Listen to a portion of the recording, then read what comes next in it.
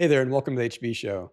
Today's guest has been negotiating deals for over 25 years. He's the author of the book, A Humble Salesman's Guide to Success.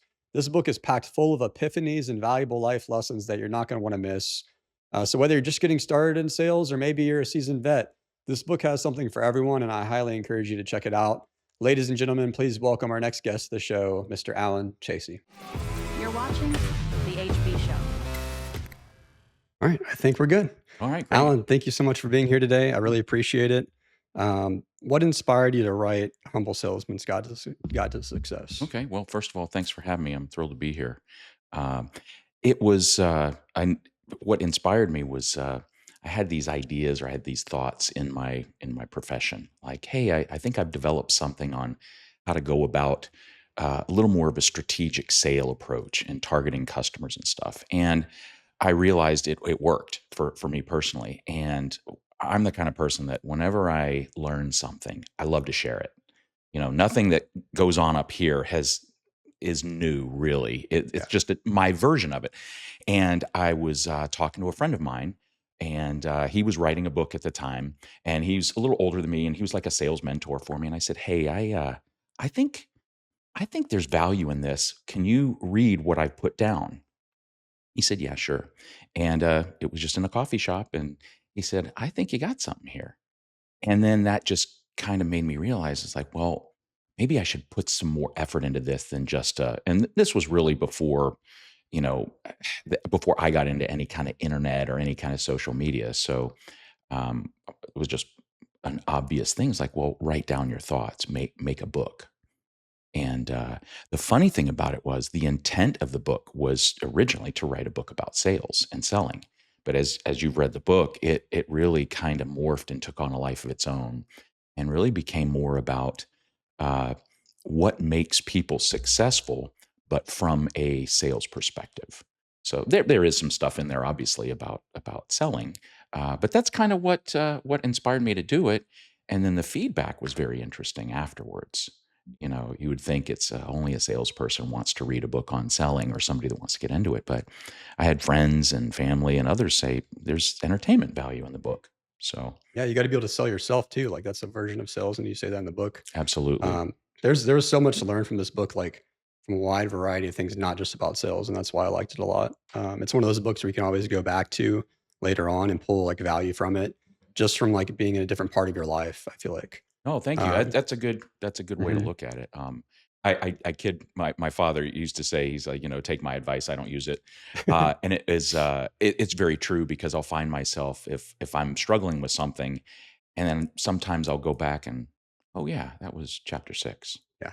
Uh, you know, and it kind of helps with the imposter syndrome. Mhm. Like, oh, what do I know? Like, why? I just wrote this book. Anybody could do this, but not everybody does. So sometimes there's a big distinction between common knowledge and common practice. So Yeah. I feel like people will study something so long that they just get tired of studying it, and they're like, "Oh, well, it's time to finally put it into action." right, Um, yeah, I'm dealing with a lot of that in my life personally, but I'm just not getting started with this and yeah, putting everything into action. It feels really good. no, it sure does. Like you can go and just more time thinking is less time doing, Exactly. and it's got to be Yeah. a balance. And it's less learning too. You think you're learning by just watching these videos and you think that's your practice, but the practice is really going out there and getting it Right, done, right, and learning from your mistakes and taking it on the next day. yeah, Um, absolutely. yeah. When did you start writing the book? I know it was published in 2018, right? That's right. Okay. It was about a 2-year journey. So I Okay. want to say back in 2016 is when I started putting my thoughts down and started writing. So it was about a 2-year process. It could have gone a lot faster, uh, but it was one of those things where you have to motivate yourself to write, Yeah. and sometimes you get that creative streak, and sometimes you don't. Mhm. But it wasn't until January of 2018. Now I'd already been in it for a good year and a half, uh, in my spare time. Um, but what I really accelerated was January of that year, and I like to come up with. I guess now they'll call them hacks, like a life hack or a biohack or whatever. But this hack that I did for myself, it was like a little mental trick. Like, how do I make sure that I stay on track and stay focused and be productive with it? And I did one little trick, and it made all the difference. And I highly recommend it because it worked for me. Every day, no matter what time of the day it was, I opened my laptop and I opened my manuscript and I made sure it was open. So whether I was passing my computer, whether I was at my computer, my manuscript was staring me in the face. And it didn't matter if I wrote one sentence, one paragraph, one page, or 10 pages. I did something every day while that laptop was open. And that really, really made all the difference. And things really accelerated at that point. Yeah, it's So, like having that big brother watching over you, yeah. trying to get the job done. You're like, you gotta keep making progress. That's Right. awesome. But for me, it was that little reminder. Mhm. It's almost like, tying a ribbon on your finger or a little, Yeah. it's like, hey, you gotta remember. And it worked. Yeah, So, I know a lot of people that use, like, sticky notes on their mirrors in the morning, like, oh just yeah. for reassurance, and they'll use sticky notes for reminders, and they'll put them everywhere. Yep. Yeah. And my sensei in my martial arts, he has his vision board. He's Mm, got it. He sees it every day, and it's proven to work. That kind of thing works. But I was breaking it down to a much smaller, more tactical level. Whereas a vision board, I think, is more like a strategy. This is your strategic thought, and this is where I want to be. This is my goal. But where I was doing it, employing it, was just on this little, nibbling away at my job, which was to write the book. So. and one thing that I've started to implement at work is specifically is using, like, a Kanban board, Hmm. just something that's not complete yet, moving it to, like, planning and then in progress, like, the different phases of the life cycle, and just being able to visualize it that way is really easy. And then you can also, like, attach, like, urgency to it. So, like, if something's super urgent, you can get it done Right. sooner and have higher priority for it. It's definitely helped me move things along at work and have it like a vision of not being able to forget something. Hmm. Because you have like that one source of truth that you can go back to and reference. That's a really powerful thing to do. Mhm. I come from the manufacturing world, and in a lean organization that subscribes to lean manufacturing concepts, there's usually a very highly visual, very conspicuous board of and they're called a variety of different things based on the metrics you put, like a QDIP board, like quality and that kind of thing, delivery, performance, inventory, and it's a and they're done in like daily production meetings, early morning meeting, you stand up meeting because you don't want to get lulled into just sitting around for another hour. Mhm. It's like a 10-minute, 15-minute, highly visual.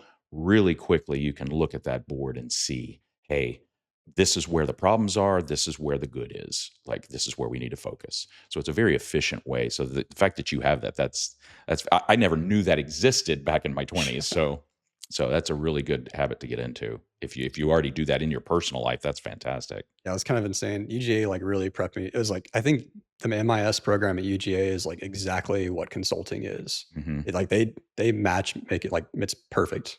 Like we did Scrum in college. Mhm. Like it really prepared me for my job, which was Yeah. awesome. That's great. Um, Going back to the book, how do you just start writing a book? Do you just like do you think about the chapters first?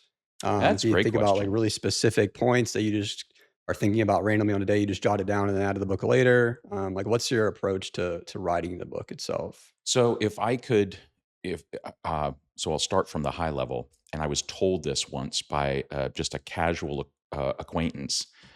Overheard a conversation that I was having with my buddy, and she came up and said, "I never do this, but I've heard you talking about your book. I'm a proofer, an editor," and she said, "Just write." That was her advice, "Just write." Now, how you go about doing that, that's a Yeah. little different. So the way I did it was, I didn't quite structure the chapters yet. It started with this concept, and then, as I said, it took on a life of its own.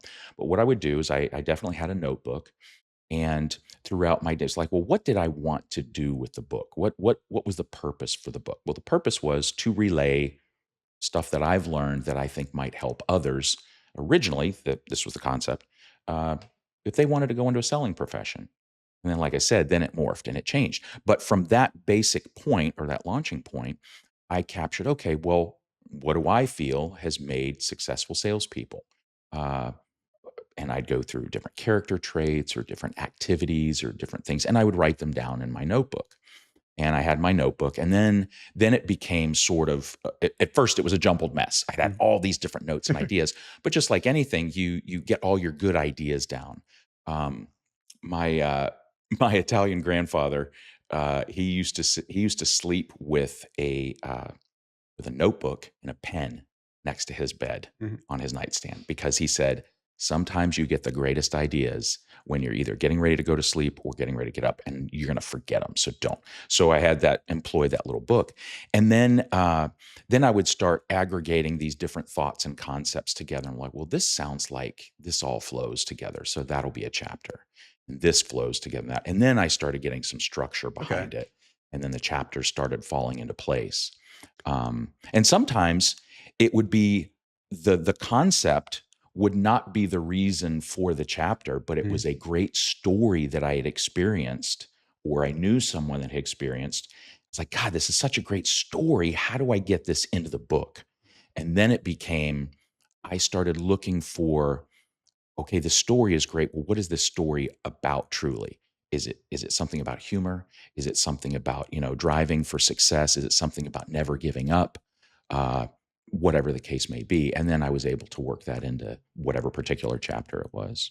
Yeah, I love the point in your book, the story about you going ring shopping with your daughter. I thought Oh, that was hilarious. It yeah, that's I tell you what, anybody that has children knows it's a huge learning experience. And but even think back to your own childhood, like what from your perspective, what your parents learned from you. So yeah, that was a funny one for sure. That Yeah. was that was good. You gotta watch your words around your kids for sure. I mean, You I absolutely remember do. my parents tell stories about me saying certain things that I learned from them to, like, my teachers at the time and getting in Right. trouble for it, and, Right, right. uh Well, it in the story in the book was about the honesty of, you know, going to get an anniversary ring for my former wife, and taking along a very inquisitive and just sponge of information, my oldest daughter at the time. You tell them, "Hey, this is a surprise," and then like, I got it." And then when we ended up leaving, obviously, did not purchase the ring at the time because I had not made a decision. I said, "No, we don't tell mommy we've been doing this because it's a surprise." And then when we get home, the kid just, "Mommy, don't worry, we did not get the ring."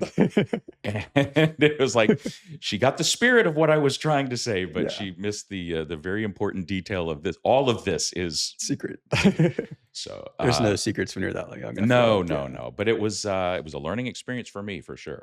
Yeah. Too much information, it can be Right. bad, yeah. Yeah, yeah, right. That was a good point in the book.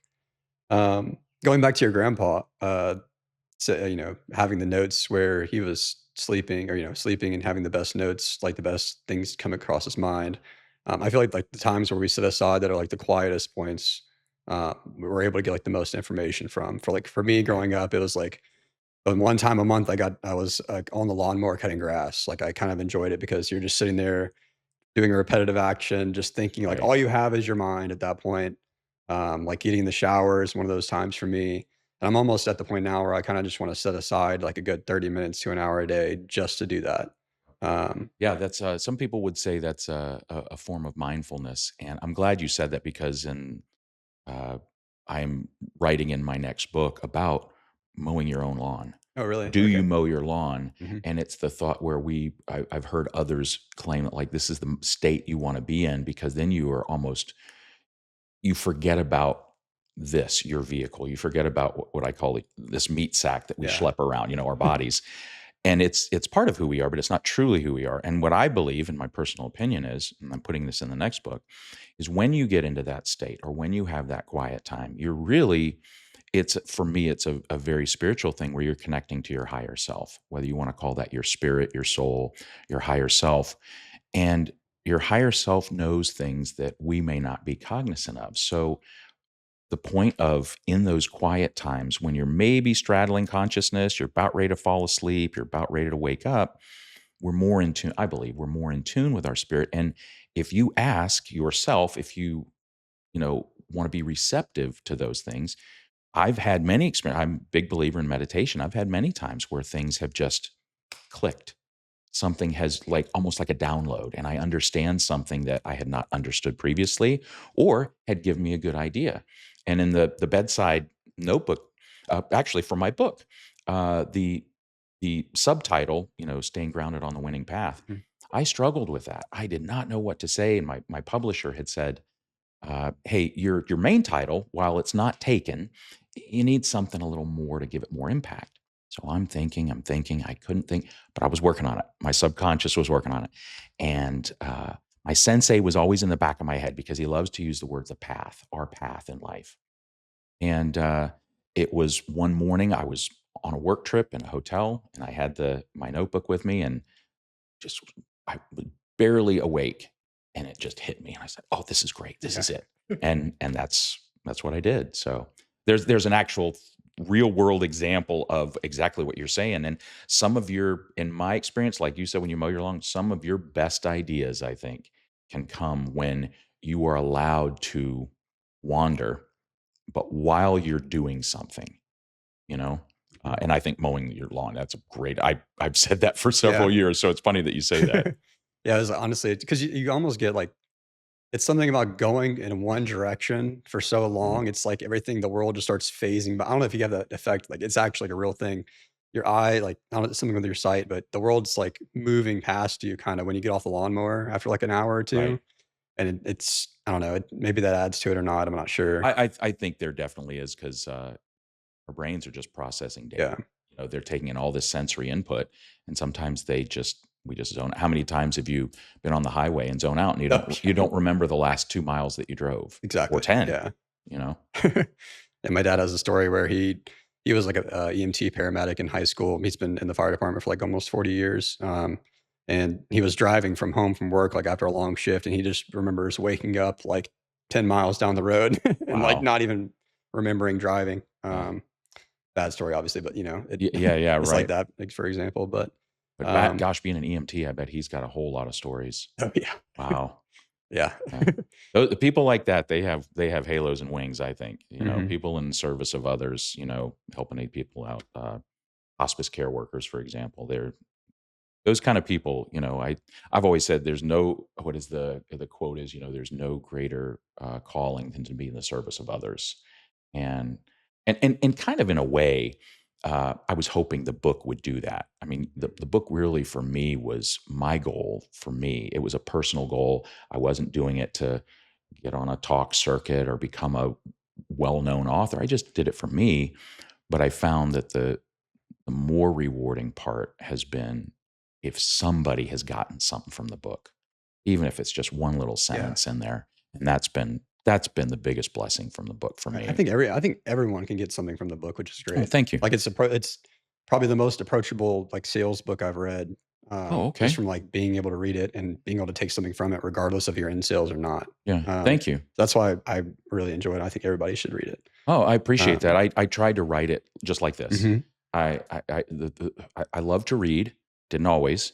I yeah. love to read when it's something of interest, and what really holds me is when I can make feel like I'm really listening to the author. Mhm, So I really tried to make it from a conversational style. Some people might say it's a folksy way of writing, but I just looked at it as it is a humble voice, but it's just like this. yeah. It makes it The personable. Yeah. exactly, and then that's where I noticed books that got me immediately Mhm, were those kind of books where, okay, I'm just having a conversation with the author, or he's telling me a story, and yeah. I wanna hear what's on the next page. Mhm.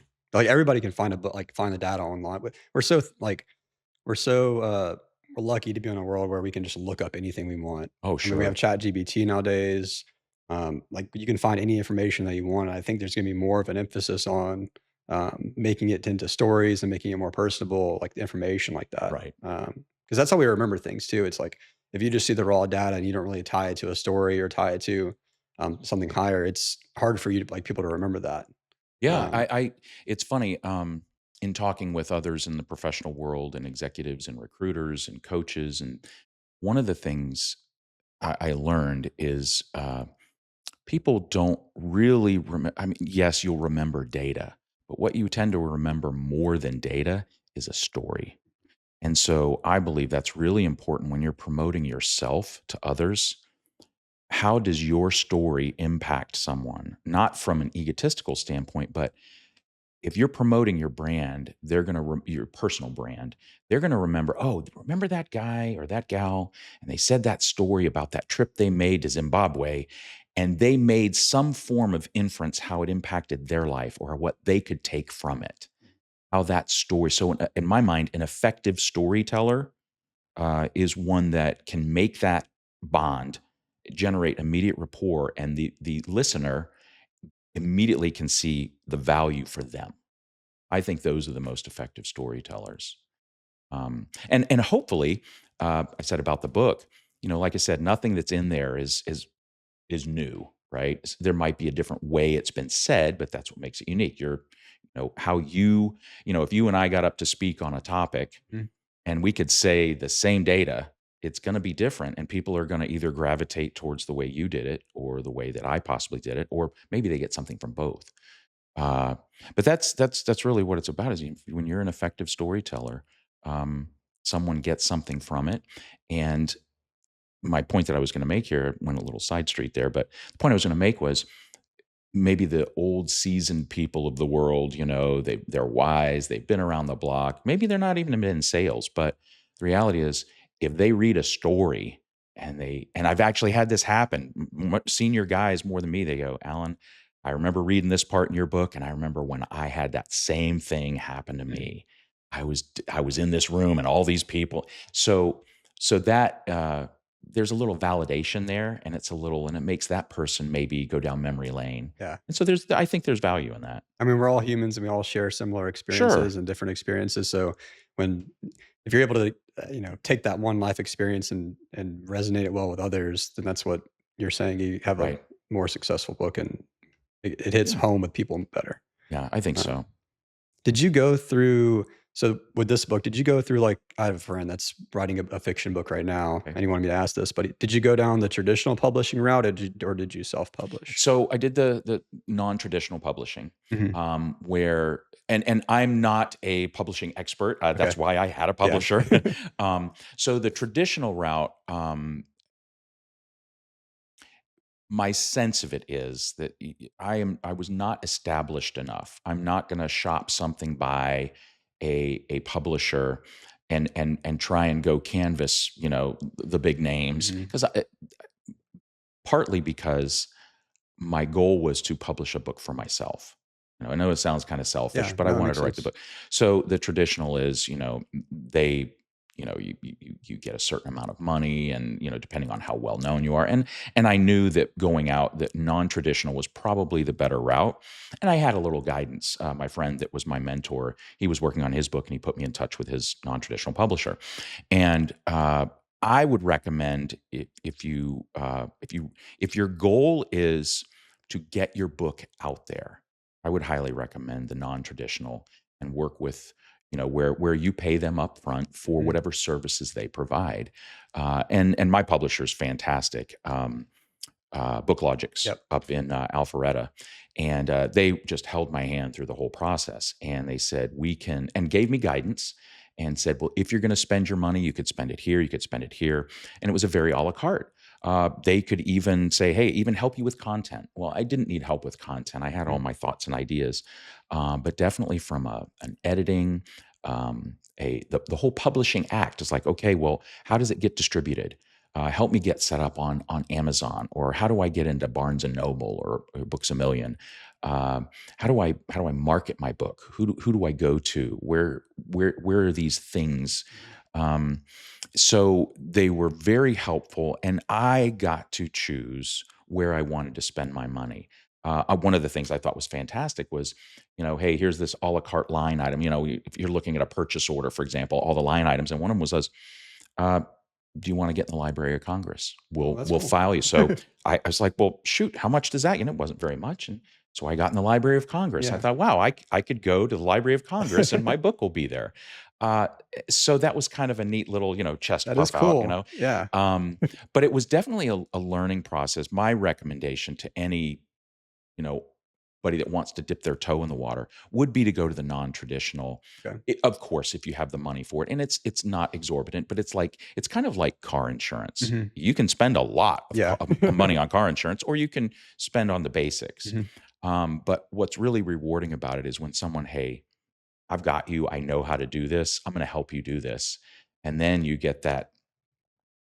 You get it. You're holding it in your hands. It's It's very rewarding. So that would be my recommendation. And what I didn't realize, when you self-publish, you own the rights to your book. Okay. So my publisher says, "No, this is all yours.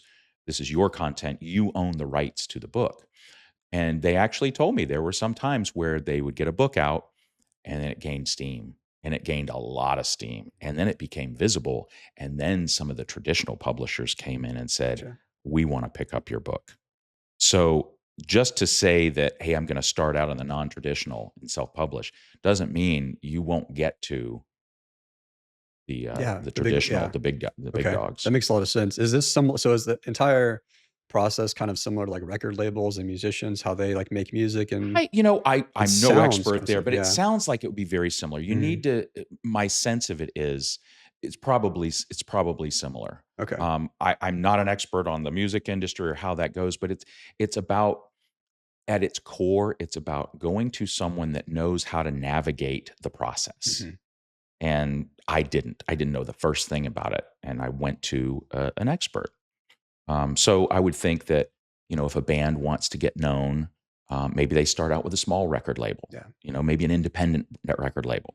And then you go to the big dogs. I go, oh, but the thing that I liked about it was I own the rights to the book. Yeah, that's So a if, big if deal. I want to sell the rights to my book to a publisher, Mhm. and then they say, okay, we'll work out a contract, and that's not my intent, obviously. But yeah, I would think it's probably similar to people in any kind of really any kind of media where you want to get your voice, whatever your craft is, you want to get that out there. I would think it's probably similar. Was there anything that, like, surprised you in that process of, like, just getting the book published? Was there anything like, "Oh, that's a big thing I did not think about," that, like, kinda blinded me? There were a lot of little surprises, Mhm. but the biggest surprise for me was in the edit. What I mean by that was we all have these little fears when we take on any project. My fear was, well, first of all, I like to think I have fairly decent grammar and punctuation, and sentence structure, but obviously, when you write a book, there's going to be errors, Mhm. and maybe some omissions, and maybe some things needed to be put in and structured right.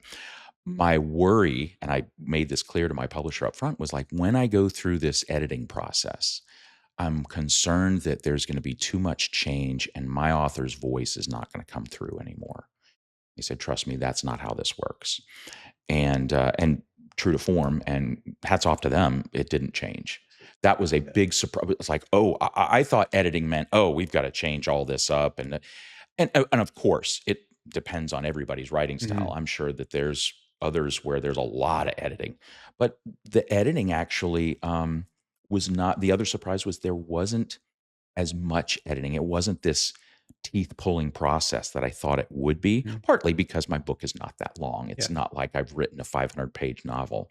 But that was a surprise for me, in a good way, a Okay. very good way. Good to know. Let's see what I have next. So you started out working in an auto shop, right? Yeah, What yeah. was your experience doing that, and why'd you choose, that job as your first was that your first job or It wasn't my first. I was actually working as a bag boy at okay. a grocery store down in Florida, and but I love cars. I've Mhm. loved cars since I was a little kid. Always anything mechanical. What's your favorite car? Oh boy, it's actually my uncle owns it. It's a 2005 Ford GT. Oh, It's the awesome. the last analog supercar, Wow, that's a and hard hat. it's the fastest thing I've ever driven. Is It's it it's in blue or it is white, which white? Okay. I'm normally not a guy that likes a white vehicle, but this Mhm. is white with the blue Guardsman blue racing stripes, and it's That looks nice. when Ford did that, because I grew up when I grew up, I loved the original GT40 Mhm. that Ford had made. This is the one that was in the movie recently with Matt Damon and Christian Bale, Ford versus Ferrari. I gotta see this, yeah. I So haven't seen it. so that was the original Ford GT40, Mhm. and I loved that car when I was a kid. Loved it. And when Ford came out with an updated, revamped version, I just fell in love with that car. Yeah. So, but yeah, so I've always loved cars. Gearhead growing up. I had an old '69 Mach 1 Mustang. I still have it. Um, and I really wanted to learn how to work on it. And my dad taught me some basics, but I wanted to really get Really know in. it, yeah. And so my dad had this little garage that he would take his car to when he needed to, and all the guys were former jet engine mechanics with the United States Navy, so they were salty old dogs. And boy, I learned a lot more than engine mechanics there. But it was something where I didn't even want to get paid. I didn't even. I said, "Hey, I just want to learn this. I'll run parts for you. I'll go to the store. I'll pick up oil, whatever you need. I just want to learn." I said, "Absolutely, buddy. Come on." And I'd spend some time in the garage there, and I'd help assemble an engine, or I'd just run around the shop and I'd watch. So I say job, but what I got out of it was so much more valuable than any money that I would have made. And back then, minimum wage I think was $3.50 an Yeah. hour. So or $3 an hour. So, but what I got out of that was a life changing experience, and the wisdom that I heard from these guys, the wisdom that they taught me just about life and women and career and everything. Yeah. It was one of the greatest experiences I had as a teenager. Did you ever, like, run into any struggles while working there? Like, did you ever get it in any trouble or anything, or No, no? I never got into. Awesome. There might have been time where my mouth might have gotten a little foul from listening to them, and there was a Yeah. woman in the and they're like, "Hey, there's a lady in here, guys." So so there was that still, even though the guys were salty dogs and they'd speak that way, they were very respectful with women, That's awesome. and they say, "Hey, there's a lady in here, Yeah. guys. We need to tone it down." So, and I remember that was one of the things that stuck, and I was like, okay, they can talk like guys and be the guys and joke around, but when there are women around, you need to show some Yeah, respect. And exactly. that's another thing that I learned. Of course, I learned that from my father as Mm. well, but to hear it outside of the four walls of the family, Yeah. it's like, hey, maybe dad's It's really, reassuring. Yeah. dad's maybe accurate here, Mhm. you know? Yeah, I feel like growing up, there's always, like, with having kids, there's always, like, these periods of life where, like, with a child that, like, young adult, or, like, maybe, like, 13 years old, like, up to maybe 13 years old, you love your dad, you love your mom, like, you're very receptive, like, you're always like, you're a sponge, Right. and then you turn 13 and you start getting your own ideas and stuff, and then you're like, "I don't listen to anything they say whatsoever." Right. And then you don't Um, listen at all. And then you go and you cause them grief, but that's the rite of passage. mhm. And, it was really a very sweet moment that through text that I had with my father before he passed away, and I had said something. I don't even remember what it was, but it was some one of his little isms. I said, "Well, Dad," and I said it, and he comes back with a text like, "Holy cow, it actually stuck." Here I thought as a teenager, I'm saying stuff to you and it's just going in one ear and out the other. And here we are. You're and this was back in my 40s, I think. You're a father, you're a husband at the time, and you remember it. I actually it got through. And it does. I like to think with I have 3 daughters and they're all young adults now and out of the house, and sometimes I'll hear me in their speech in Yeah. whatever they're saying. I'm like, "Okay, I did something right. I did it right." Yeah. Yeah, now that I have half a brain, I'm starting to realize Right, right. that some of the things my dad and my mom said are pretty, true, so, Yeah, yeah. You um, don't wanna admit it to them at the time. You yeah. you wait a little bit. Yeah, Well, for this is the sure. first time they're gonna hear it, so, they'll see. They'll be like, "Yes, I did it." Yeah, they did a really good job, I think. Um, let's see.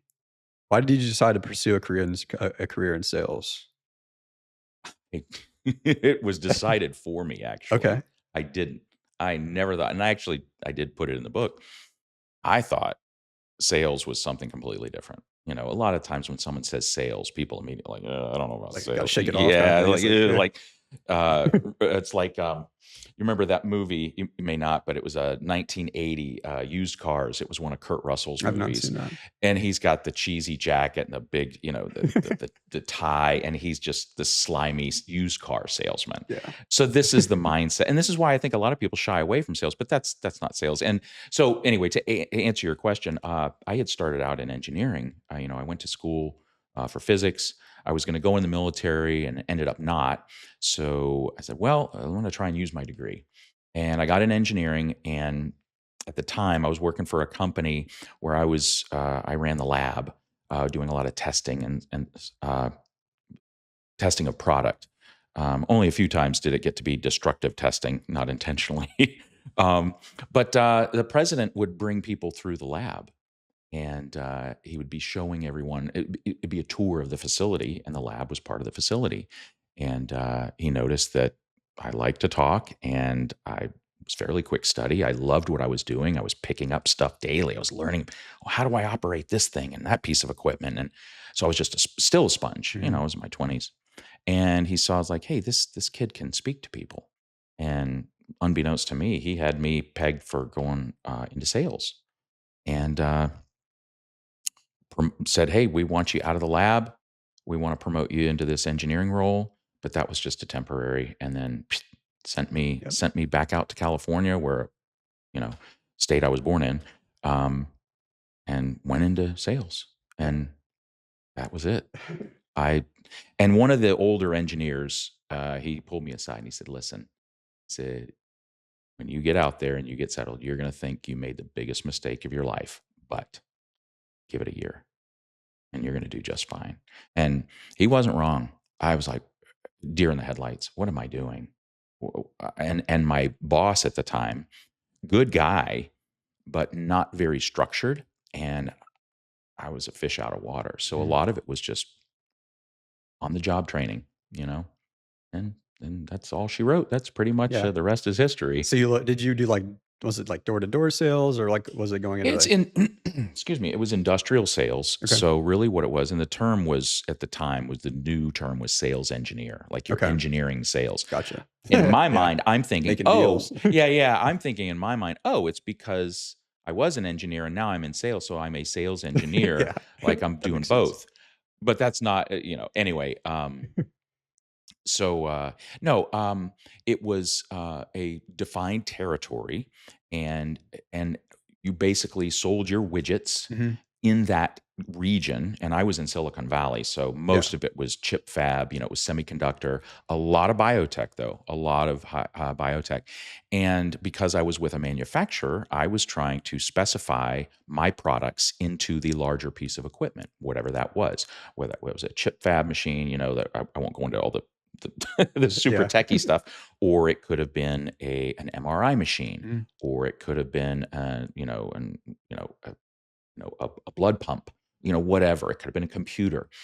So it was very industrial. So you had to learn the account, get into the right players who, um, very, very consultative, Yeah. just like this. It's like, and I put it in my book, one of the greatest traits I think any salesperson can have is to be curious. Mhm. Because when you're curious, you're asking your customer, hey, help me understand what you're doing. And more importantly, help me understand what problem you need to Exactly. solve. Yeah. And that's so it was, but it was definitely face to face. It was Mhm. not, this was well before the internet. Um, before cell phones were affordable. So I did have a company sponsored cell phone. Um, was not really impressive, but it worked. Um, and it was right after the bag phones. Do you Yeah. remember the And then you you got see the in car Miami phones Vice and with the yeah. car phone? Yeah. Actually, I think my sister still does have a bag phone. But anyway, so yeah, it was very, very personal. You got up, you got out, you planned your day, you planned your week. Where am I going to visit? I was just very fortunate that the bulk of my territory was right there in my Yeah. backyard. And then as I progressed in sales, then I got larger geographies and had to air travel or car travel. So, Yeah, curiosity really does play a part in sales because if you're curious, then you're going to study your product more. You're going to study like what your company has to offer. right, And when you know what your company has to offer, you're able to like turn your ears on when you're in those client meetings. You can right, listen for those keywords that say like, "Hey, this is sure, what we really need," and then you can connect them with the solution. So right. that makes a lot of sense. Absolutely, and then beyond that is understanding market dynamics, Mhm. understanding things, and I put this in the book, like external drivers. Like, why is this customer even talking to me? Why do they even want to entertain me? Well, are they being driven to? Are they being polite? So and then on top of that is like then researching your competitors. Well, what are they doing? Mhm. Or what are they getting today? What are they not getting today? What are their unmet needs? But on a broader scale, I believe one of the biggest reasons why we're even here on this planet is to learn. We are human beings. If you look at the way that we develop, we're programmed to learn. And I've found, I actually put this in one of my beach walk wisdom videos Yeah, those on are great. social media. Thank you. Yeah. Was that um, the most fulfilled people that I've run across in life? They're lifelong learners. They don't stop. There's always something to learn. And it goes, it's like I've told my daughters, like, when you're in college or when you go to college, it's not just what you learn in the classroom, it's what you learn out of the classroom. And I'm like, well, what do you mean? And then once they got into school, then they They'll understood. figure it So out. Just they figured go. out. But I believe that if you have that innate curiosity, that just, that's like, to use a car term, that's like throwing on a supercharger. It's just going to accelerate you that much more. Let's see. This is okay. What are your thoughts on this is gonna be a little bit controversial because you probably need to define it first. That's all right. But what are your thoughts on work-life balance? Yeah. Okay. So it's interesting you say that because chapter 15, if I'm not Mhm. mistaken, is balance, harmony, and what's between the ears. And I make a big distinction between balance and harmony. And I always use, so let me clarify before I answer. Yeah. I believe there's a big difference between balance and harmony. Now, you might on the surface think they're the same, but they're really not. And I use the analogy of a pizza.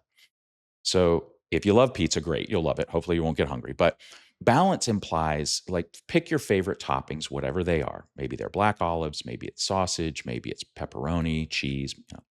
Well, balance would imply you're using those in equal measure. Well, I'm doing here, I've got pepperoni at a certain amount, I've got a certain amount. But balance would imply equal weight. But that's not harmony. Balance just simply implies, well, if I was going to balance that pizza, it's not going to wobble, it's not going to tip over. But you don't want to take a slice that only has pepperoni on it. You don't want to take a slice that only has cheese because you've already said these are the things I like and I want them in balance. But what if I pick a slice that doesn't have that pepperoni on it? Well, Mhm. I wanted that. Yeah. So harmony is when you blend them all together and then all the flavors mingle and then they come together in that same slice. That's harmony. So that's the difference. So in a work life balance and harmony situation, balance to me says, hey, I put just as much effort, right, Mm. into my personal life as I do into my work life. And that's important. I do think there needs to be balance. And it doesn't mean always. To me, balance doesn't mean, okay, I have 40 hours of work in a week and I have the rest of the week is it's not like, okay, 10 hours is work, 10 hours is play. That's not what I mean. I mean that and it'll those boundaries will shift. Sometimes you have to work late, sometimes you have to work early, Yep. sometimes you get out early. Um, but balance implies you are putting as much focus into one as the other on an aggregate. Okay. But there are going as we all know, there are going to be some weeks that we don't have much time to ourselves Yeah. and vice versa. Mhm. But harmony, and this is where, and I myself, I still struggle with this and try and find how to do this well. But I know people have done it is when you can integrate your work and your personal life seamlessly on the fly.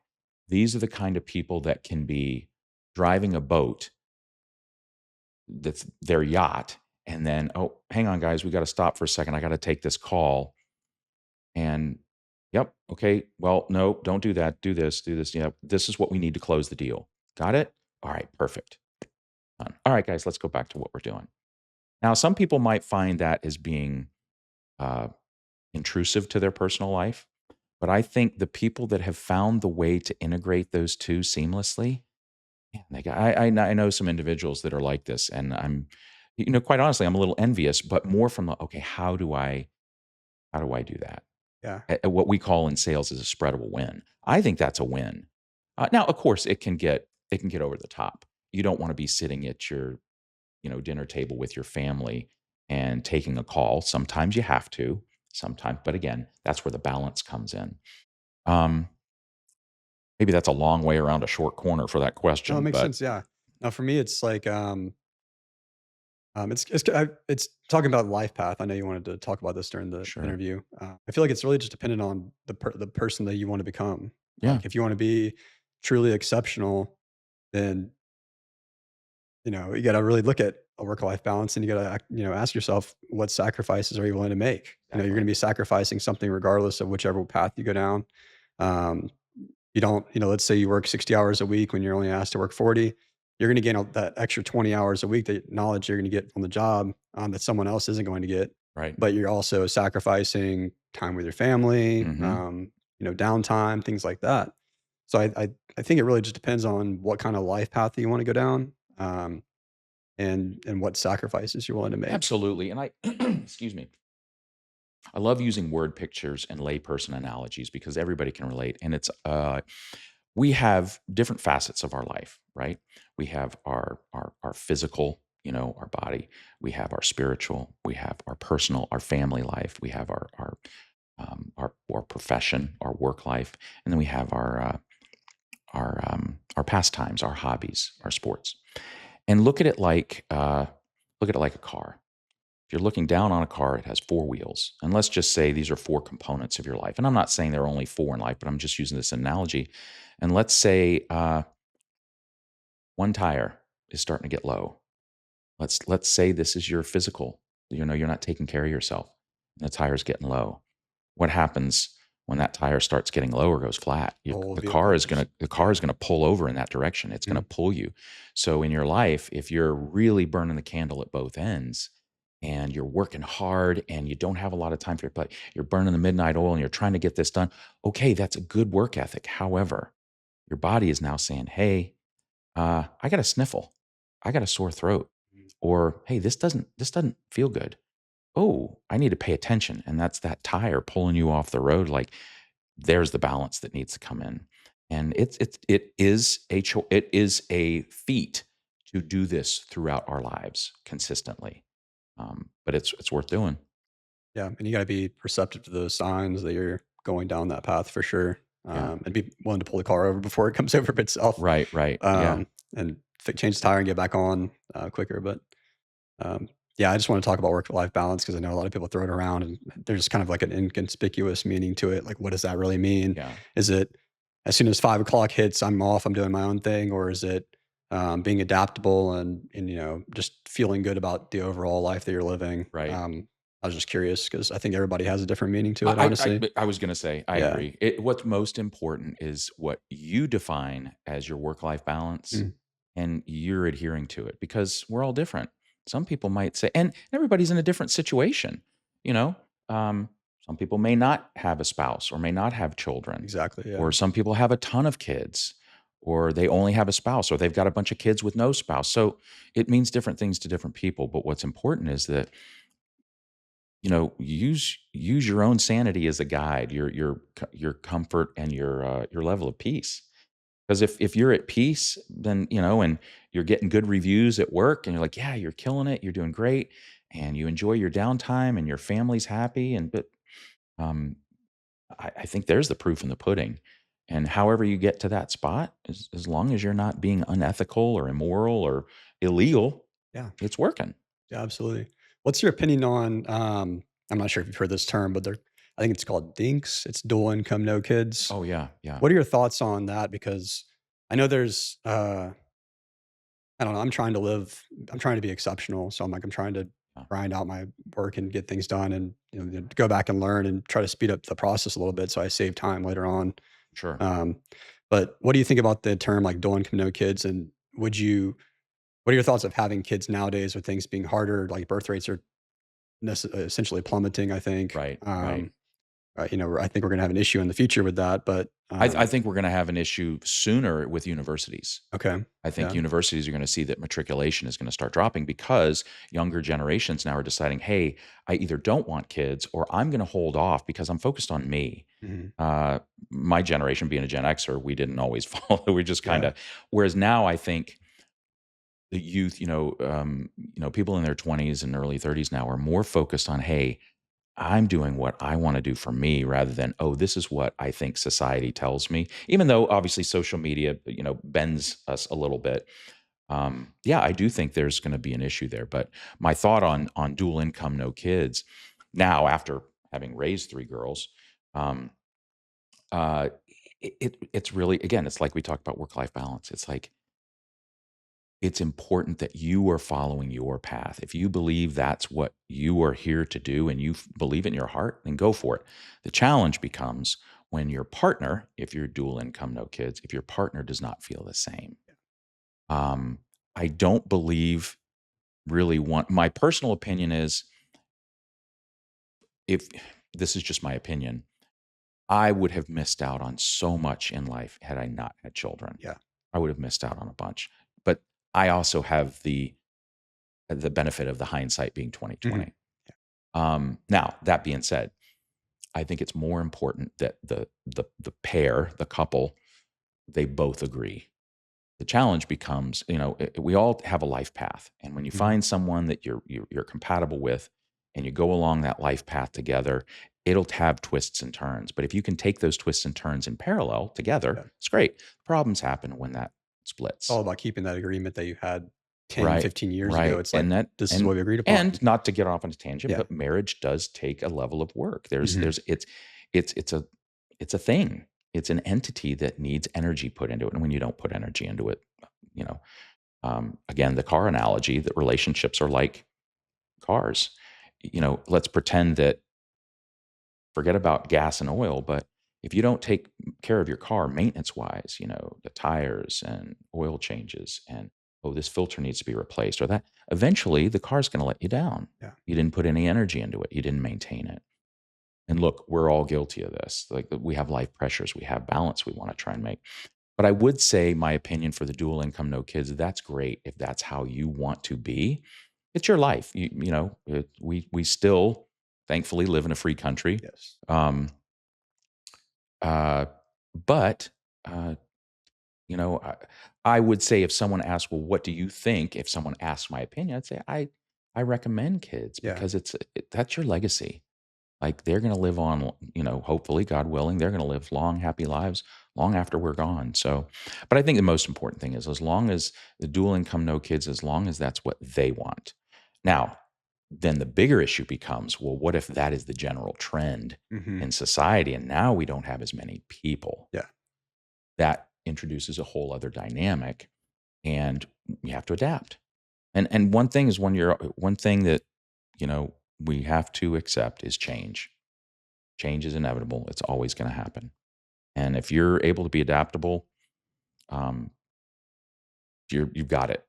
And that's not to say you're not going to have a fit. Like, hey, I don't like this. You can have your fit. Matter of fact, I subscribe to it. When you get smacked in the face with a big change, go ahead, go into a closed door session with yourself and have it out. But then figure out how to move forward. Mm. Release it, bring it in, don't hide from it, frustrated, whatever, and then move on. So, Yeah, I feel like it's just a problem that young adults are having right now. They're, the rent's so super high. it is. It's Uh, very difficult. having a hard time making ends meet for a lot of people out there. So like having kids seems like a luxury. Mhm. Like the American dream, essentially is, I would say, changing It for is. sure. It's going to look a lot different in the future. Yep. So we'll see how it looks. But yeah, I just thank you for answering that. But Sure. yeah, I was just curious because I know people want kids, but they also want to achieve their dreams in life. And there's definitely a play there that I feel like every parent needs to think about before they, have a kid. It's like, do I want to achieve? I guess you have to accurately weigh what your dreams are going to be first. But Mhm. if I'm shooting for the stars here, can I really have both, kind of thing? And I think you can, but it's just about timing and your own Oh, life yeah, path. and And I do think yeah, life has a funny way of putting obstacles in your path that sometimes, if you look at them the right way, hmm they end up being blessings. yeah, And sometimes that's about, "Hey, yeah, I want a kid, but, hey, not right now." hmm Maybe there's you know, um a life instance where it's like, "Hey, we don't have enough money. I wanna have a house first." I sure.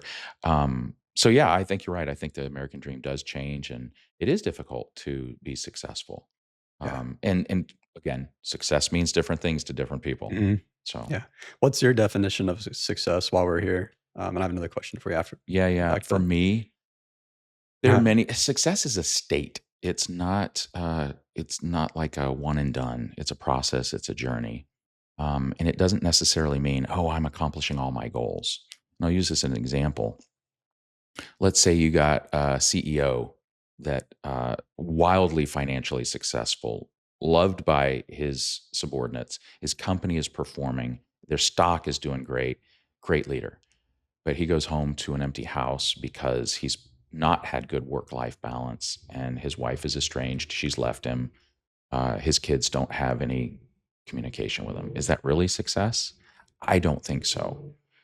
Is he business success? Wildly, Mhm. probably. So, my definition of true success in life is just, you have a harmonious and peaceful existence. That's it. Yeah, that's a great definition. That's Yeah, it. It doesn't matter how much money you make, even though that's important. Doesn't matter how many friends you have. Doesn't matter what sport you play or don't. If you and your heart are at peace and you have harmony in your life, you're successful. And that can be people that have next to nothing materially. So as long as the important thing is that you one defines what success is, and don't use the yardstick of someone else, that's because so that hard just nowadays too with social comparison media is and the thief of joy. yeah. And I fall into it too. I was like, well, Mhm. hey, well, I went to school with you, and look where you are, and look what I'm done. Oh, I went to. Mm-mm. Yeah. That invalidates your path because Mhm. your path is yours, and only you can live it. And you're giving that energy to someone. You're giving the power and the energy to someone else and not Right? holding that within. And you talked about this a second ago, but whenever there's whenever things feel like they're at their worst, why is it so important to try to look for the opportunities Yeah, and the that's kind a of the way out? that's a tough one. I like everybody, I still struggle with my, I'll get down in the dumps and downward spiral. But how I have found the key ingredient there, what's important to note is there are two sides to every coin, everything. If I held up a quarter to you and you could say, "Oh, I see Washington's head," and on the back I say, "Well, I see an eagle." Yeah. Well, we're looking at the same coin, but we're looking at it's our perspective, and it's just how you look at it. Um, so I think what has been important, at least in my life, when I am in those down periods, is I focus on what I still have good in my life. And what am I grateful for? Like, even though there might, and I, in my next book, I put some stories in there about, some really awful things that happen, but the positive that results. My father always said, he goes, something good always comes from something bad. Yeah. And I say, there are two sides to every coin. There's always a positive that you can gain. It's being mindful to look for it, right? Look for it. And it's kind of like, again, another analogy. When I learned how to ride motorcycle when I was a teenager and I took my course, the instructors would tell us, it's like, look where you want to go. The bike's going to follow you, as long as you're doing the right things. You look, don't look in the oncoming lane. You're going to be that truck's hood ornament. Look at the exit of the turn. That's where you want to go. That's where you're going to go. Look where you want to go. Don't look where you don't want to go. In a way, it's kind of like when we play soccer and you shoot on the goalie and you're looking at the goalie. Well, what do you think's going to happen? You're going to put the Yeah. ball in his stomach. Look at the upper 90, right? Um, and this is and this is difficult. I'm not saying this is easy, and I'm not saying I have it all figured out. I trust me, I still struggle with this, but it helps keep me on track because it's not about ignoring the difficulty. It's the glass is half empty kind of thought. It's like, yeah, the glass is half empty, but I'm not focusing on the empty part. I'm focusing on the full part, Mhm. right? And it's like, what can you do at that point in time? Like, you can't change anything that's happened. Right. What can you affect is really the answer Right. to anything. It's like people can talk over here, they can talk bad about you, you could be in a bad situation, you can be in a bad spot, but what can I do to positively affect my outcome in the future? Right. So, like, people can be down in the football game or something, down 21 points, but it's like, hey, we have 7 minutes left to go. How do we get out of this? Yeah. And just keeping that upward look instead of just putting your head down and moving forward. Um, Yeah. yeah, it's like on the fly reflecting or on the fly planning and stuff. Hmm. Yeah. I think, but it again, it's attitude, mindset. And that's the hardest thing I think to shift, because once you do change your attitude or mindset, then you're on that path. Yeah. For me personally, it's been, how do I get out of that negative thought? How do I get out of that negative pit? And it's difficult. It can be very difficult, but when you start using the gratitude tool, hey, I'm still grateful. I got this. I got this. I got this. You know, um, it helps. It helps get you to do those things. I'm going to make these changes. All right, let's just do it. So What advice do you have for someone that is um, in that constant planning phase of their life? Constant, like, just not ready to just get started. Like, I'm guilty of this too. I feel like everybody's guilty of this sure. of wanting to take their career to the next level or make that pivot in their life, or start something new even. What's that? What gets you going in that? How do you get to the next phase? Get and I'm sure it's going to be different for different people, but get out of eliminate the fear as best you can. Because usually, in my experience, when we don't move forward with something, it's because of fear Yeah. in some way, shape, or form. Maybe it's fear that you're not going to be successful, or you're not going to, you're going to fail miserably at it, or you're going to look silly, or, oh, I can't. It really, I think it comes from a position of lack, the fear and lack. Oh, but you really do have what you need within you. And start small. Start small. Make little, you don't have to make a giant leap at first. Sometimes we do have to make a leap. Sometimes there is that moment where Yeah. we have to leap, but it doesn't necessarily have to be the first thing. Mhm. Baby steps, Yep. crawl, walk, run. Well, what can I Exactly. do today? Like if you have this grand idea, my father always used to say, how to eat an elephant, piece at a time. Start somewhere and just start working on it. So I would say if you feel like you're stuck, just small. I've seen a term on the internet now. It's inspired action, uh, and it doesn't have to be big. Just progress. It's Just break like it down into small steps and yeah. one step at Well, a time. it's like well, I think it was in the Tao Te Ching. A journey of 1,000 miles starts with a single step, Yep. and then Yep. before you know it, like oh my Take goodness, some action, right? something, some Yeah, step forward. yeah. Just it's I I put it in the book, and I'm probably not quoting it exactly, but Saint Francis of Assisi said, he said, first do what's necessary, then do what's possible, and suddenly you're doing the impossible. Yeah. And that's a good way to start. Like, just do what's necessary. Like, if I'm planning to start a company, is it necessary I go get funding right now? No, what is necessary? Well, maybe right now it's just come up with a business plan, start writing a business plan.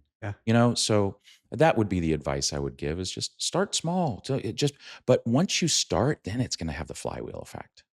And then that next step is not going to be so difficult and it's not going to feel so bad. And then before you know it, you're going to look, if it's like stair steps, it's, oh my gosh, I've already climbed 3 floors, Yeah. you know? Yeah, that's how I'm at right now. I feel like I've got the first interview behind me. Yep. This is the second Yeah, that's a interview, great and it example. feels like it's a lot more easy because I'm not in completely uncharted waters, you know? No, you've already, Um, it was, I had a soccer coach tell, or one of my teammates tell me once, uh, once you make your first goal, once you got it, you're like, okay, now I know what it's like to be here. yep. Let's go try this again. Let's do it again. Mhm. So that's a great example. Yeah, Yeah. yeah. Um, you said this earlier too, but, like, just giving yourself to, like, a higher power is also really important. Not completely necessary, of course, but it definitely helps you, take some of the weight off your shoulders, Yeah. about feeling scared or anything, and you just have faith in someone else, God. Absolutely. Where I've come to, and this is my personal opinion, I've come to, we live in a very physical world, but there is so much more out there. Uh, Read whatever book you want to read. You hear about, people's experiences, near-death experiences, spiritual experiences, miracles, whatever it is. The reality is that there is much more than meets the eye. And I'm not here to say this is what it is, this is what I believe, so this is what you need to believe. No, everybody's got to figure it out for themselves. But one of those things when I have been at my worst is having a faith in something greater and knowing that that greater, God, the universe, source energy, to me, that's the same thing. It's another way to explain, right? We have finite minds. We cannot grasp everything. Um, but that has been a level of peace that we get because um, but we all have it. Even if you don't want to admit to it, I believe we all have it. It's the one of the epiphanies that I had through this spiritual journey that I've been on for. I honestly, it's pretty much been my whole life, but it really accelerated about 8 years ago when I started in the martial art of Mhm. Aikido. And I always thought we were humans first with a soul or a spirit. It's the other way around. Yeah. We're spirit first. We've been placed in this body on this earth to learn. And so life purpose became really clear for me about a year ago. And I'm 54. So don't worry if you don't have it Yeah. figured out. I was actually talking to I was doing a mentoring session with my agent has for speaking engagements. She had some interns, high school interns, and I was speaking to them. And one of the things they said, I'm really glad you said it's not a race. Like everyone is pressuring me right now. What are you going to major in school? You need to like, it's not a sprint. Life is a marathon. But I do believe we are here to just experience life. It's a blessing, right? We always say that life is a blessing. It can be very difficult for sure, but we learn, right? So I believe we're here to learn. We're here for the spirit's enjoyment. We've been given these bodies with five senses that we can enjoy the world around us. We're also here to make connections with other spirit. And sometimes they're fleeting, but sometimes they're like you might have a friend, maybe it's your girlfriend, could be a spouse, not always, and you just have this connection that's instant, like you almost like a familiarity. Those kind of connections, those are important and they're empowering and they're beautiful. And then the other is the ripple effect. How do you impact those around you? Share your light. There's only what I think as of right now, what is it, 8 billion people in the world? No one is exactly the same. And not one. I mean, think about 8 billion. Think about the number for a second. Yeah. 8 billion seconds. If we counted backwards right now, 8 billion seconds, we would predate the American Revolution. That's how long 8 billion is. So it's a big number. Yeah. And there's not one person exactly. Like I grew up with, there were these twins in my high school, and I thought it was so fun. Identical. So they are Mhm. genetic copies of each other, genetically identical, two different kids. Yeah. Like, I love hamburgers. Oh, meat? I'm not, I don't want any of that. And like, well, I love hot dogs. Oh, you crazy? No, it's like, and well, I like, the two girls like, well, I like this kind of boy. Oh, I think this boy's, so it Yeah. was just funny. Listen, I was like, but you guys are the same. You're twin. We're not the same. So that just shows that like we are here to be ourselves as fully as we can. 'Cause no one else can do it. When you grow up and, you see, oh, the high school football star, Sam Phillips, well, I want to be like, why? Sam is Sam. The world has a Yeah. Sam Phillips. They don't have an Alan Chasey, Exactly. Yeah. Be but yourself. it's my job. Yeah. Walk Be your own me. path. Yeah. Be me. Yeah.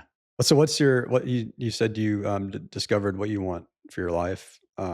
Is that to be like a coach? Is that coaching now, or what is that? What do you think I your life just, purpose is? I think so. So where my path is right now, I'm going to put my feet back in corporate America. I love being on a team. I love to build. But more than anything else, my dopamine hit is when I can help someone else be successful, then I'm successful.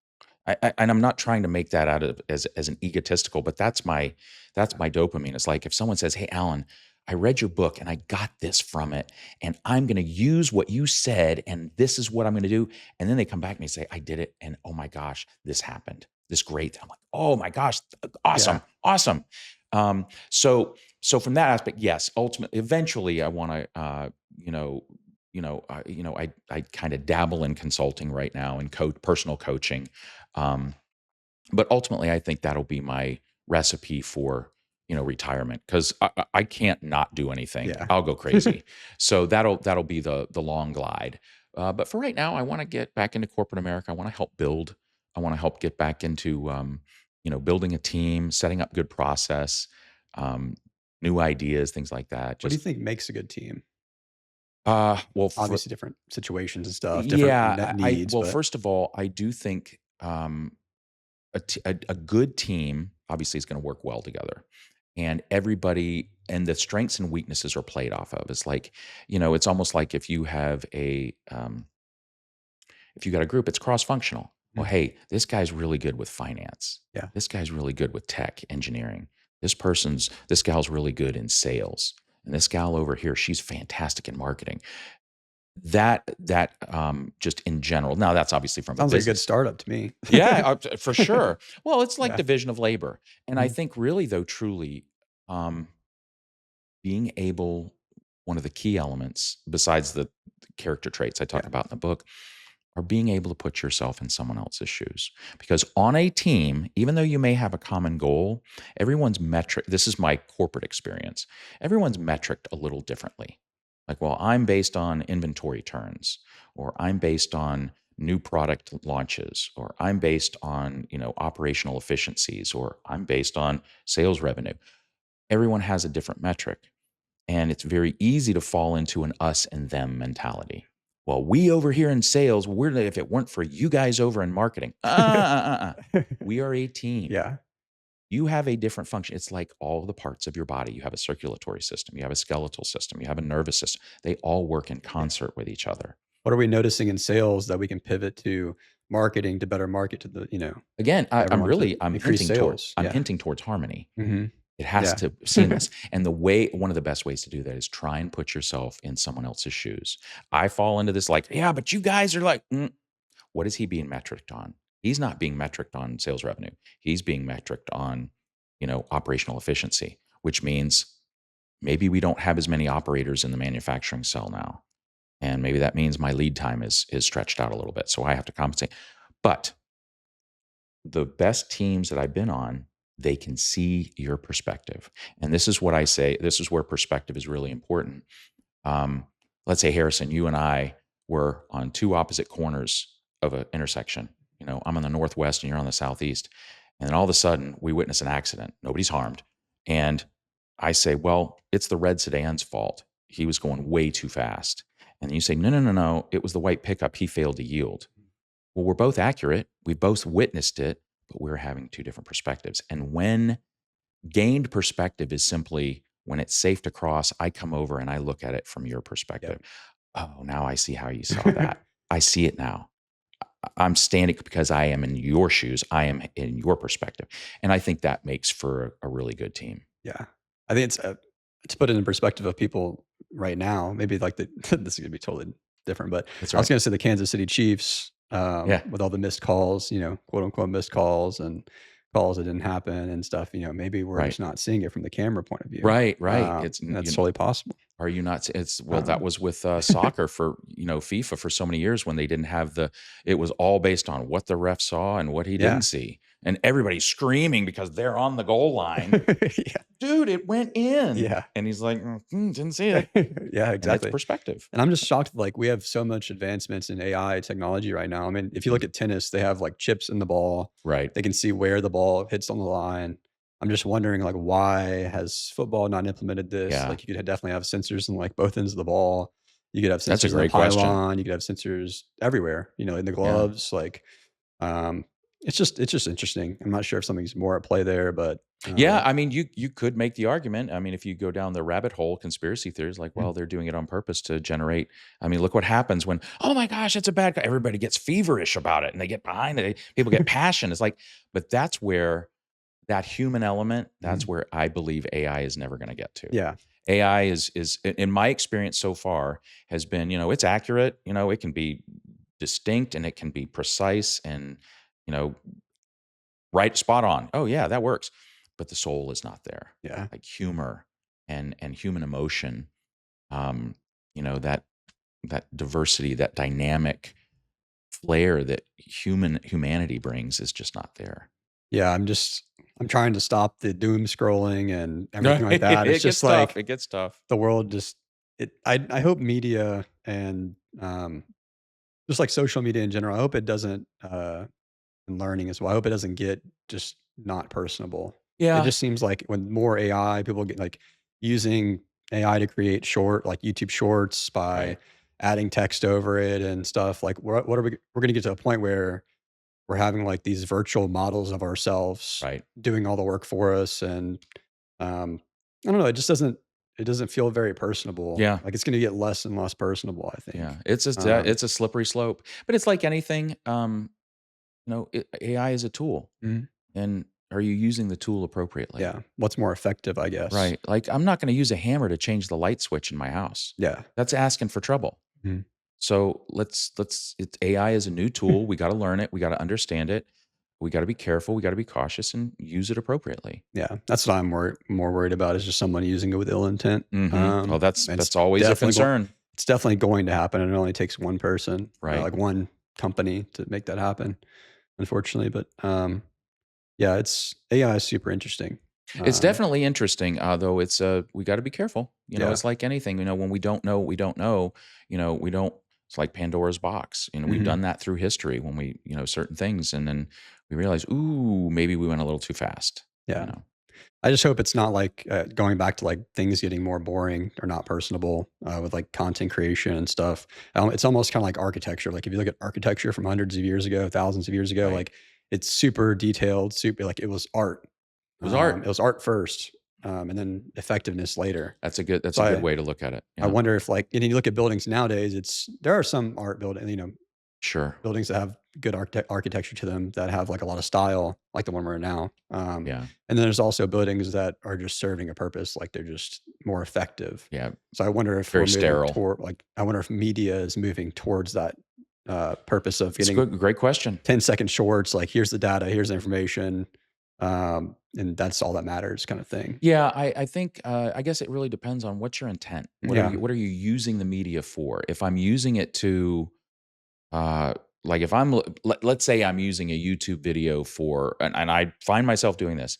If I need to learn something and I was like, "Hey, I need to figure out how to, I've never planted this kind of tree. How do I make sure it lives? It's a very delicate tree."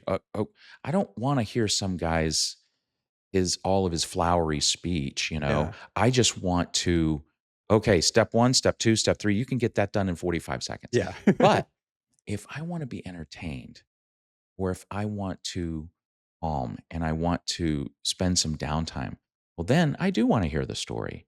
I want someone to tell me a story. I wanna hear your inflection in your words. I wanna hear, your how either your heart was broken or how you were triumphant with joy. It's what are you accessing the media for? That's the way I look at it. And for me, AI is a bare bones, very basic. Hey, block and tackle, pull this lever, push this button. yeah. I know it can be used for other things, Mhm. and that's where um, I think one thing that we can all benefit from when the weather's right. Take your shoes off, put your bare feet on the ground, go walk in nature, be outside. Connect with like a That's higher such a good purpose. Yeah. grounding. I mean, literally, that's why we call it grounding. Mhm. Your feet are in contact with the earth. They're supposed to be in contact with the earth, and we've gotten away from a lot of that. So, Yeah. I mean, we're gonna be living in I mean, you got people walking on the street with VR headsets on, yeah, just totally ignoring people around them. It's like, what world are we getting to? yeah, It's definitely interesting. I know like Microsoft Teams just implemented this like feature where there's like immersive mode in Teams meetings where mhm. I guess they're setting up for it to be where VR meets Teams meetings. Oh, okay, So like you can put on a Quest headset and be in like a virtual meeting, yeah, if everybody in the company does that. But right. obviously not all the teams are going to do that, but it's just interesting where the world's going. I just like talking about the future a lot. Like, Yeah, well, technology is a double-edged sword. They'll say, "Oh, we have the longest lifespan of any history of humans," but yeah, and technology is helping that, but we also are a lot less healthy than we used to be. yeah, And that's because of technology. So you could say, well, technology has put preservatives and pesticides and foods, and not to get on a political platform or anything, but you're fine. we're we have gotten away from how our bodies were designed to live. Mhm. Now, technology is definitely a help, absolutely, but there can be too like what I think you're alluding to is there can be too much technology. Well, if we, and I'm just using the food reference because we are Yeah, ingesting these yeah, things, right? So then we say, okay, well, technology has created things like this: the microphone, the digital cameras, the audio. Well, there are people that's what they do for a living, God bless them, but that's probably a fairly sedentary lifestyle. Whereas maybe 100 years ago, that person would have been in a field or in a factory or on a skyscraper. And we're no longer using our bodies, so our bodies deteriorate. So yeah, it's like any, and again, this goes back to the balance. yeah, Yeah, use technology for sure, great, have at it. But when it overtakes, well, now mhm, you're not in balance. yeah. Like especially in the last 20 years, like everybody's natural balance is just completely out of whack. Yeah. Like we have people are glued to their phones, 9 hours a day of screen Oh yeah, time, like I was been very whole nine nostalgic with yards. my older sister, and being a Gen Xer, I can't help it. But I know I'm dating myself, but I think the greatest decade was the '80s Yeah, because when we're talking about technology, you looked at, hey, we launched a shuttle into space and it had regular flights. We had the advent of digital media in the form of CDs. mhm, We just started touching on cell phones. But it wasn't, and we had personal computers. They didn't do a whole lot, but it wasn't over the top. yeah. You still It was a rode your good bike to balance. see your friend. You still knocked on their door. You still wrote letters to people. Yeah, And we were happy. We were happy and we were prosperous. And, granted, it was a decent time. And of course, we had the Cold War that was the big looming thing. But not to say it was perfect, but I think the 80s was just a great balance of technology. Yeah, we enjoyed our, oh my gosh, wait, a CD? You mean I don't have to fast forward through this tape? Yeah. Oh my gosh. And you gotta go wait in line to get it or kinda thing, or you Yeah. gotta, I mean, like so, and we still had record stores and we had movies that we could still watch, but we had to go rent them. And so I think that was a great balance of, hey, we were still human, but we were accessing our technology in a healthier way. yeah, exactly. Obviously, having lived through the 80s, but now it is. And I look, I'm not sitting here preaching. I succumb to it too. I'll find gotten into the doom scroll and I'm like 30 minutes later, like, oh my gosh, I haven't done Wasting anything. time, yeah. Well, so what I'm really trying to do is being mindful Mhm. that when I wake up in the morning, I have my quiet time first. Whatever it's, meditation, a little bit of, just breathing work, prayer, gratitude, then get up and then access the phone. I heard it was either a therapist or maybe it was somewhere online, and it could have been, somebody in the public spotlight, but they said, when you wake up in the morning, do you reach for your partner, your spouse, or do you reach for your phone? It's like, wow, that's pretty telling. Yeah, I saw this thing, I don't know, it's this whole play, but you have, like, the Apple iPhone and Mhm. the Apple on the back. It's like Right. a bite taken out of it. What Mhm. does that symbolize? Right. It's a whole it Yeah, definitely, like it makes sense, like, you grab it, right. like, like you're praying, and it's kind of interesting, Yeah. just to think about, You it's could you really could go taking down a over our rabbit hole there life. for sure. Yeah, it's taking over our lives. We need to put it down for sure. Going on walks is like one of the best Oh, yeah. therapeutic things that I did a lot in college, Mhm. just going through things in college, like going to walk. I think I walked like 40 miles one week. Um, That's awesome. yeah, it's just something about going on a walk and just getting away from technology and everything is like what I need. I think a lot more humans are gonna It is get it on that. walking is one of the best things I think you could do for yourself. My girlfriend and I have been going on walks together. We walk Lake Peachtree, Yeah. and it's therapeutic for sure. My doctor told me, he says, "When I go out for my walks or my runs, and I put all my problems in the trees. I hang all Yeah. the problems in the trees." And my, therapist once told me, she says, "Get out of your brain, get out of your head, and get into your body." That's like somatic Mhm. healing, with the body, and it's true. It is absolutely 100% true. It's just getting that, sometimes I need to have that accountability buddy over there. It's like, "Come on, let's go for a walk." Or my sensei used to say it like this, if we're not feeling going to class for Aikido, and he's like, "No, come on, brah, you gotta do it." He goes, "The stars will look brighter afterwards." Yeah. And he's never wrong. Yeah, you might get a little you might be a little sore after class, but he's never wrong when Yeah. it comes to every class that I've gone to, even the classes where I feel like I'm just mush and I'm not worthy of anything, but stars look brighter. So it's getting into your body. And you're 100% correct, I Yeah, think. that's how I feel going to the gym. It's like coming out of the gym, you just feel like a whole new person, just like Mhm. you're ready to start the day, ready to get going. You Yeah. feel more confident in yourself. Yeah. So many benefits to it. Yeah, it's awesome. I know we're getting close to time here, but where can people? You said you're going to come out with another book.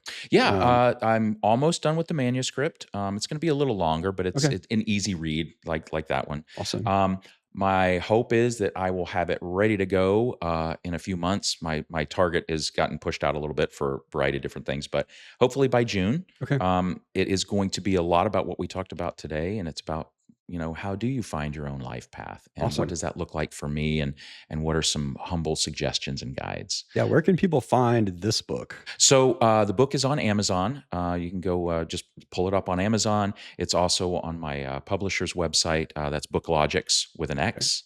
Um, and yeah, I've loved to hear what people think about it. I tell everybody, if you read the book, just rate it and review it, even if it's horrible. I want to hear what you think about it. Yeah, So awesome. Well, Alan, thank you so much for hey, being thank you here. for having me. I This has really been great. appreciate I've it. really enjoyed it. Awesome. Well, thank you. Like and subscribe, and I'll see you guys next time.